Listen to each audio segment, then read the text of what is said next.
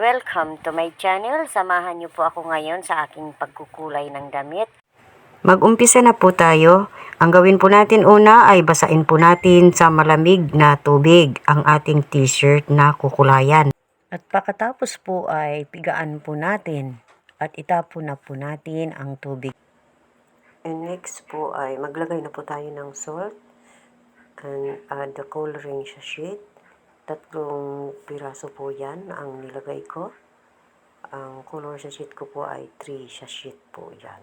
Mga kaibigan, good morning po at shout out po sa lahat ng nanonood ng aking video. Maraming salamat po. At ayan po, nakaready na po. At isunod na po natin ang mainit na tubig. And add the hot water. Ayan, careful po sa mainit na tubig. Disclaimer po, kumukulo po yan. Ingat po tayo sa mainit na tubig para iwas disgrasya po mga kapatid. And next pong gawin natin, stir or haluin hanggang sa matunaw po. Halu-haluin natin. At ayan po, tunaw na. Then put the wet t-shirt.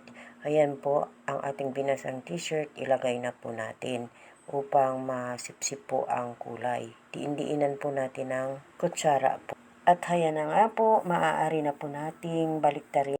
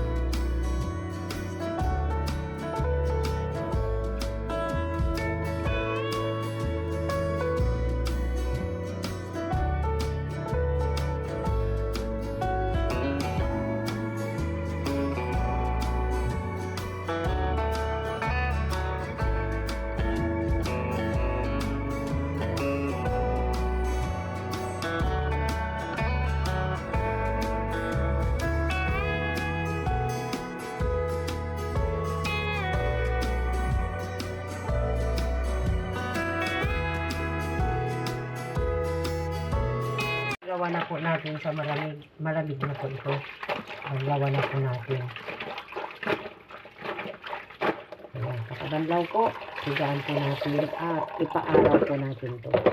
Mga kaibigan. Ayan. I use hanger to dry to the sun ang aking t-shirt po.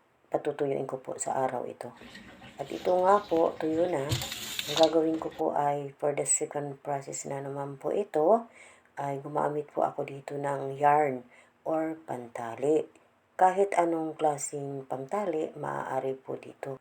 Higpitan po natin ang ating pag-ikot. Ganito lang po ang paggawa ng pag-ikot-ikot ng yarn sa ating t-shirt.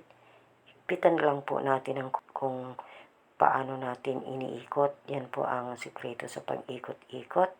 At yan, tapos na nga po, maaari na pong itali. Yan, tinatali ko na po ito. Nang sa ganun po ay hindi mabukas.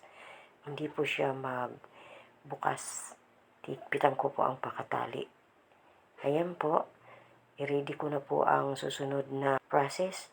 Ito po ay ilagyan ko uli ng asin, pangkulay at mainit na tubig. Ayan po, mainit na tubig uli po yung aking ginamit. Ito po ay mainit kaya pakaingatan po natin, mainit po ito. Kumukulo po ito ang tubig na ginagamit ko po. Ayan, ginamitan ko rin po ng kutsara. Nito po ang gawin natin. Nilalagyan ko po ng kulay ang ibabaw para hindi po siya maiwanan ng init. Diin-diinan po natin at saka po natin baliktarin ang ating t-shirt na tinalian. Disclaimer po, paalaala uli, ingat po tayo sa mainit na tubig para hindi po tayo mabanlian. At ito na nga po, baliktad po natin uli ang ating t-shirt para makulayan po ang ibabaw, mga kaibigan. Ingat lang po lagi. So yan po ang sinasabi ko, baliktarin po natin ang t-shirt. Yan po ang magandang paraan sa pagkulay na ito. Maaari po kayong gumamit ng iba't ibang kulay po dito. Nasa sa inyo yan kung ano po ang inyong gagamiting kulay. Kasi ito po ang mayroon po ako, kaya ito po yung ginawa ko pong example sa inyo. Maaari po kayong gumamit ng kulay na ayon sa iyong gusto. At ito na nga po, ilalagay na po natin sa isang lalagyan. Patutuluan po natin ito para maalis po yung tubig sa t-shirt. Ayan po, hintayin po natin lumamig ito at matuluan bago po natin ito alisan ng tali. Ayan, umuusok-usok pa po ang aking ginagawa. Hintayin po natin lumamig. Ayan nga po, pakalipas ng 1 oras lumamig na po. Aalisan ko na po ng tali. Ginupit ko na po ang tali dyan at maaari na po nating alisin ang yarn. Remove the yarn. Ayan po, maganda na po ang magiging resulta ng ating t-shirt ngayon.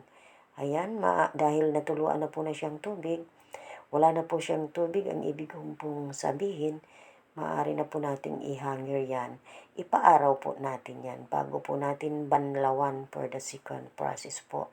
Ito na po ang kanyang resulta, mga kapatid. At hanggang dito na lang po ang aking video. Kita-kita na lang po tayo uli sa susunod ko pong mga video. Maraming salamat po sa walang sawang panonood ng aking video. Thank you for watching po.